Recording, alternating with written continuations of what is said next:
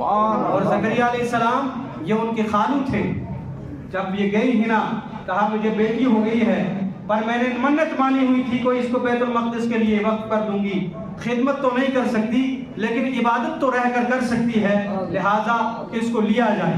حضرت زکریا نے جب دیکھا اور ان کے ساتھ 27 آدمی اور تھے جو ان کی کفالت میں لیا جاتا تھا, ہر ایک کہنے لگا کہ یہ بچی مجھے دی جائے, یہ بچی مجھے دی جائے, یہ بچی مجھے دی جائے. جب لڑائی ہونے لگی کہا قرآن اندازی کر لو. کہا کیا قرآن اندازی؟ کہا نہر اردن کی طرف چلو. نہر اردن کی طرف چلے گئے.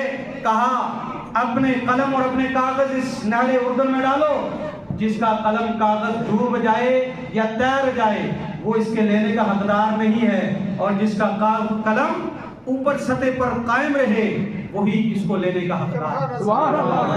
جب کاغذ و قلم ان 27 آدمیوں نے ڈالا جو وہاں کے ذمہ دار تھے, سب کے قلم کاغذ ڈوب گئے. زکریا علیہ السلام کا کاغذ و قلم سبحان اللہ. پھر درخواست کی حضرت صاحب ایک مرتبہ اور کر دیں, جس طرح ہم نہیں کرتے دوبارہ اور کر لو ایک بار. کہا ٹھیک ہے کر لو. دوسری مرتبہ قرآن اندازی کی گئی, پھر حضرت زکریا کا نام لیا نکلا. تیسری مرتبہ کیا تو پھر حضرت زکریا کا نام نکلا. پھر سب نے اتفاق رائے کہا کہ ہم سب آپ کو ہبا کرتے ہیں کہ اس بچی کی کفالت آپ کریں گے, اس لیے کہ آپ اس کے خالو بھی ہیں اور قرآن اندازی میں بھی آپ کا نام. اللہ اکبر کبیرہ. اسی لیے قرآن کہتا ہے فلما وضعتها, جب انہوں نے اس کو نکالا حوض حمل ہوا, قالت رب انی وضعتها انثى, اے پروردگار عالم میں نے تو مؤنث جنی ہے, میں نے تو بچی جنی ہے. وَإِنِّي سَمَّيْتُهَا مریم, اور میں اس کا نام مریم رکھتی ہوں. مریم کس لیے کہ مریم کا معنی آتا ہے عبادت گزار. سبحان اللہ. اس کو پتا تھا کہ آپ والد تو ہے نہیں, تو اب میں اس کو نام ہی ایسا دے دوں کہ اللہ کی عبادت گزار بن جائے.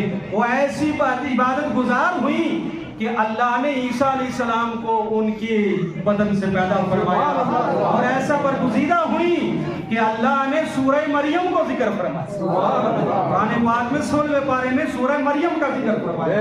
حضرات محترم, قرآن کہتا ہے لیس الذکر کالانثیٰ, ہاں ہمیں تو یہ بھی معلوم ہے کہ مذکر مؤنث کی طرح نہیں ہے.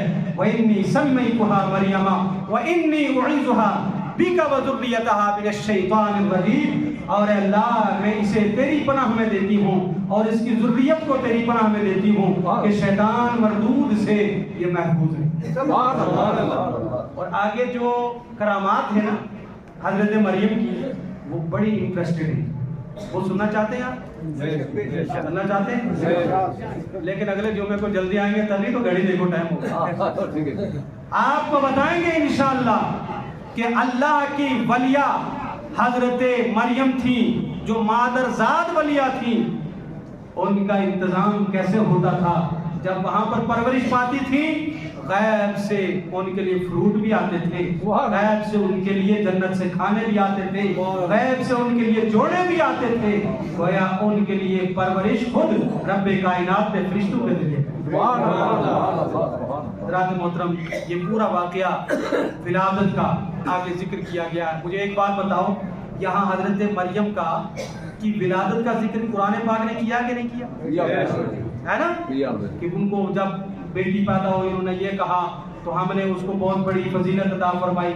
تو جب مریم کی ولادت کا ذکر خود کرے, ایک ولیہ کی ولادت کا ذکر خود کرے تو شرک نہیں, پوائنٹ نوٹ کرو یار. اور اگر حضور کے غلام حضور کے امتی 12 ربیع الاول شریف کو حضور کا میلاد منائیں تو شرک کیسے ہو جائے گا؟ اگر شرک کا فتویٰ لگانا ہے تو پہلے قرآن پر لگاؤ کہ انہوں نے مریم کی ولادت کا ذکر کیوں کیا. تو پتا چلا رب نے ایک ولیہ کی ولادت کا ذکر اس لیے کیا تاکہ پتا چل جائے ولیہ کا اگر ولادت کرنا جائز ہے تو نبیوں کا ولادت کا ذکر کرنا تو اور جائز ہے. حضرات محترم, قرآن پاک نے فرمایا وَإِنِّي سَمَّيْتُهَا مَرْيَمَ وَإِنِّي أُعِيذُهَا بِكَ وَذُرِّيَّتَهَا مِنَ الشَّيْطَانِ الرَّجِيمِ. رات ایک نسخہ آپ کو بتا دیتا ہوں, بتا دیں, سننے والے بھی آگے. تعویذ لینا ہو تو مولانا گلزار صاحب کے پاس, لیکن ایک نسخہ میں بتا دیتا ہوں. جب بھی اپنی بچی کو آپ بیاہ دیں, جب ڈولی پر بٹھائیں, اس وقت آپ یہ دعا پڑھ لیں گے اگر آپ کی بچی ساری زندگی عیش کرے.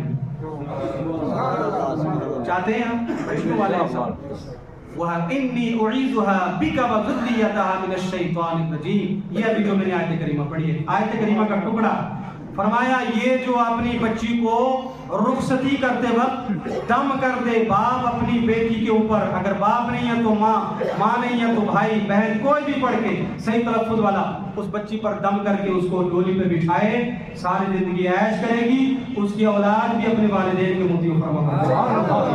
اگر یہ آیت یاد نہ ہو جمعے کے بعد مجھ سے یہاں سے آیت کریمہ لکھ کر لے جانا، قرآن پاک میں تو ہے ہی، وہ آیت یاد کر لو. اپنے بچے کی جب رخصتی ہو، بچے کو لے جانا ہو تو بچے پر بھی دم کر دیا کرو، بچی پر بھی دم کر دیا کرو، انشاءاللہ بچہ بھی عیش کرے گا اور بچی بھی عیش کرے گی.